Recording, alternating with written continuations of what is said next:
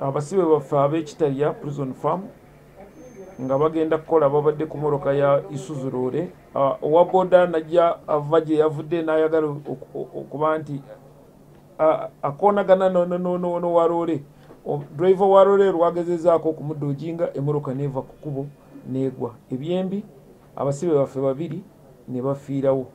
Ababadde 21 19 ne batwalibwa Namayumba mu ddwaliro, era bwenjogerera omu yekka yakyaliko bwe batunulidde nnyo, naye abasigadde bafunye ebiwundu naye nga si bya tebitiisa.